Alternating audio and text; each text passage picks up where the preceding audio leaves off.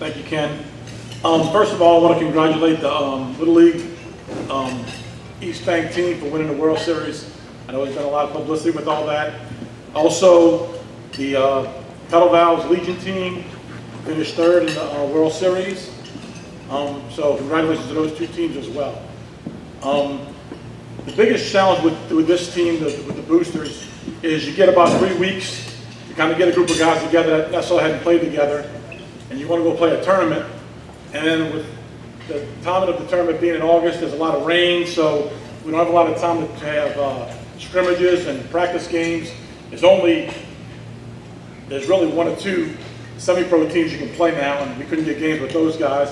Back in the old days when I played, and before that, they had semi-pro teams from Donaldsonville to the Causey Bass, so there was a lot of teams you could play to get prepared for this tournament. Nowadays, it's a little different situation with dynamics of baseball and travel ball and showcases.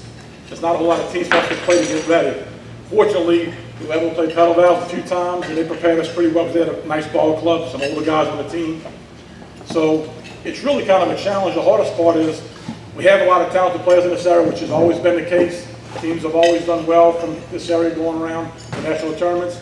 The biggest challenge is getting the players as a team and try to really go up there and try to want to win the championship and not be individuals.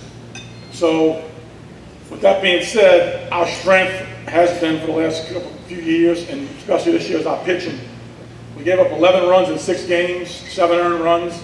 So it's a little easy on our offense and on the coaches when you have pitching that's pretty much shut down like it's been for the last few years. Ian Landreneau was probably our top guy. He threw gave up 3 runs through a complete game in the first game from John Curtis. Could be going to Delgado this year. If there had been a pitching award, he would have been the obvious winner, because there was no pitching award. Also, Michael Romano gave us a key start. His dad pitched in the major leagues. He pitched for Coach Joe and the Boosters years ago. Blake Marshall had a quality start. Dan the Dugas. All of our starters went deep into the game. We had a couple guys that were starters that accepted the role of being a closer. Zach Roussel did a really good job. Dwayne Barisco came in and closed a couple games. So our pitching really was our catalyst, was our strength, and they did an excellent job with a 1.2 ERA throughout the tournament. As far as our players, you go up there with a 20-man roster, you only have 11 players. So they kind of got to get hot at the right time, and most of the guys did. Some of the guys accepted their roles, came off the bench, but we had a few guys in the end that kind of led the way. Brandon Joubert from North Shore High School is a Nichols State signee. He had 11 hits for the tournament. Michael Stutz, who actually played at North Shore 2 years ago, went to the Army. In fact, funny story about him is when the league ended, he was picked for the team, and he had to go away to drill for a month. He showed up 2 days before the tournament started, played 1 practice game, went up there, had a fabulous tournament, had 11 hits himself.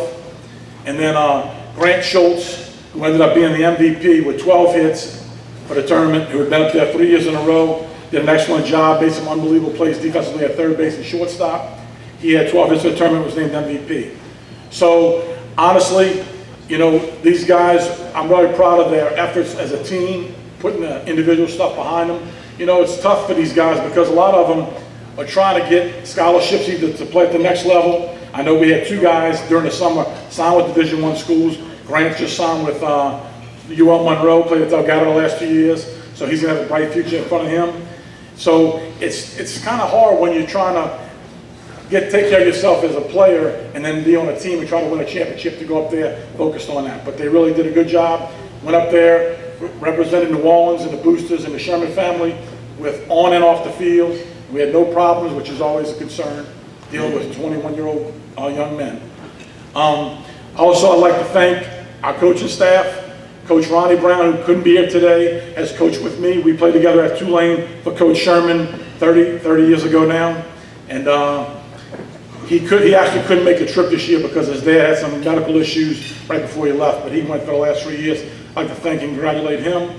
Coach Joe Latino, who was our pitching coach, and I've already told you how well our pitchers did. He did a fabulous job, spent numerous hours, extra hours with those guys for a month. He couldn't be here today. He's educating young men at Jesuit High School down the street. Stepping in for Ronnie was Chip Benora. Chip's back here. Thanks, Chip. He stepped in and came up there for the tournament, or most of the tournament, had to get back to coach football at Holy Cross. He stepped in and did a good job. And then lastly, I want to mention that this was the 75th year anniversary of the tournament. The Boosters have been going for 73 years. And obviously, Coach Rag Sherman, Joe's dad, years ago started taking a group of college players from this area up there and have always represented the city well and done well with this 16th or 17th championship and 73 tries. So it's special for them. So congratulations to the Sherman family. There's a lot of hard work that goes behind all the fundraising, and in fact, Johnny Blanchard, thanks to him as well, putting on a fundraiser here every year, helping putting it on to raise money to go up to Johnstown. These kids fly, they travel in a chartered bus, and everything's done first class. So the money's well spent, and the kids did their part in representing the city and representing the Boosters this year. Thank you.